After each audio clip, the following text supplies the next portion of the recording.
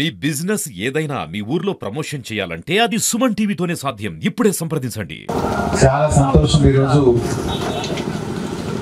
హైదరాబాద్ నగర తొలి మేయర్ కృష్ణస్వామి గారి విగ్రహాన్ని మన సిద్దిపేటలో ప్రతిష్ఠించుకోవడం ఎంతో సంతోషంగా ఉంది.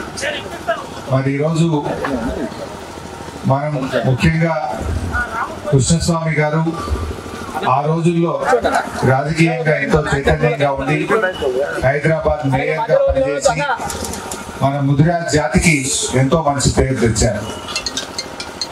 మరి వారి అడుగుజాడల్లో నడుస్తూ సామాజికంగా, ఆర్థికంగా, రాజకీయంగా ఎదగడానికి ఇలా ముదిరాజులందరూ కూడా ఐక్యతతో కలిసి ముందుకు పోవాల్సినటువంటి అవసరం ఉంది. మరి అదేవిధంగా తప్పకుండా రాబోయే రోజుల్లో కూడా రాష్ట్రంలో కానీ, సిద్దిపేట జిల్లాలో కానీ, మన నియోజకవర్గంలో కూడా రాజకీయంగా మరింత మంచి ప్రాధాన్యతల్ని అందించుకోవడానికి నా ఛాయశక్తిగా కృషి చేస్తానని కూడా తెలియజేస్తా ఉన్నాను. ఈరోజు మా జంగిట్ కనకరాజ్ గారు మున్సిపల్ వైస్ చైర్మన్ గా, మరి అనేక మంది కౌన్సిలర్లుగా, మరి మండల్ వైస్ ప్రెసిడెంట్లుగా, మార్కెట్ కమిటీ చైర్మన్లుగా ఎన్నో అవకాశాలు మనం తీసుకున్నాం. రాబోయే రోజుల్లో కూడా ఇంకా మరిన్ని అవకాశాలు అటు రాష్ట్ర స్థాయిలో, ఇటు జిల్లాలో, నియోజకవర్గంలో కూడా కల్పించడానికి నా ఛాయశక్తులకు కృషి చేస్తానని, మన రాష్ట్రంలో ఎక్కడ లేని విధంగా సిద్దిపేటలో ముదిరాజుల కోసం దాదాపు 6.5 కోట్ల రూపాయలతో ఒక మంచి ఏసీ ఫంక్షన్ హాల్, తెలంగాణకి ఆదర్శంగా ఉండేటువంటి ఒక ఫంక్షన్ హాల్ 2 ఎకరాల స్థలంలో నిర్మించి అందించిన విషయం కూడా మీ అందరికీ తెలుసు. నాకు తెలిసి సిద్దిపేట నియోజకవర్గంలో ఏ గ్రామం పోయినా కూడా తప్పకుండా ముదిరాజుల ఆత్మగౌరవ భవనాన్ని ప్రతి గ్రామంలో కూడా సిద్దిపేట నియోజకవర్గంలో నిర్మించారు.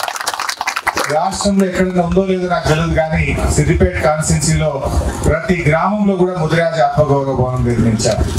ప్రతి గ్రామంలో కూడా పెద్దమ్మ గుడి యొక్క సహాయానికి, ఎక్కడ ఏ ఊర్లో పెద్దమ్మ గుడి కట్టినా నా వంతు సహకారం అందించిన ప్రతి గుడికి మరి వార్షికోత్సవంలో కానీ, ప్రారంభోత్సవంలో కానీ మీలో ఒకటిగా, ఒక కుటుంబ సభ్యుడిగా పనిచేసిన విషయం కూడా మీ అందరికీ తెలుసు.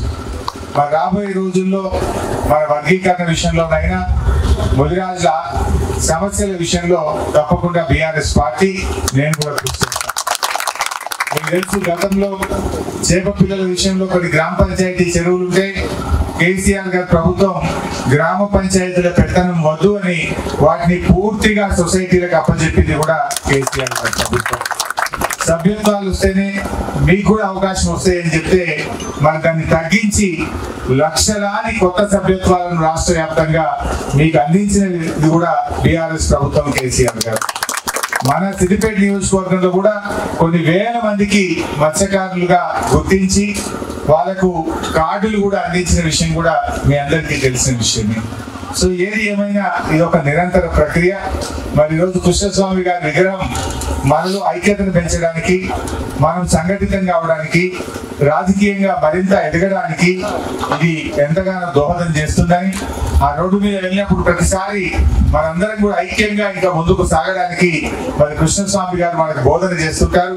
వారిని చూసినప్పుడు ఇంకా అందరం కూడా పట్టుదలగా ముందుకు పోయి రాజకీయంగా ఎదగడానికి, సామాజికంగా ఎదగడానికి కృషి చేద్దామని చెప్పి మీ అందరికీ కూడా మనవి చేస్తూ, ఇంత ఆలస్యమైనా కూడా మీరు ఇంత ఓపికగా ఎదురు చూశారు. నాకు కొన్ని అనివార్య కారణాల వల్ల కొంత ఆలస్యమైంది, దాన్ని మీరందరూ కూడా క్షమించాలని కోరుతూ, నిన్ననే మన పిల్లలు నా దగ్గరకు వచ్చి రేపే పెట్టుకున్నామన్నాని నిన్న 11 గంటలకు నాకు కార్డు ఇచ్చింది వాస్తవాన్ని. బట్ అయినా నా ప్రోగ్రామ్ కొంత రీషెడ్యూల్ చేసుకొని తప్పకుండా నేను హాజరు కావాలని చెప్పి కొంత ఆలస్యమైన రావడం జరిగింది. మీ అందరికీ ఈ విగ్రహాన్ని ఏర్పాటు చేయడం అంటే ఇనాగ్రేషన్ చేయడం చాలా సులువు, దండలేయడం చాలా ఈజీ, కానీ దాన్ని నిర్మించినటువంటి నిర్వాహకులకు నా మనస్ఫూర్తిగా అభినందన తెలియజేస్తాను.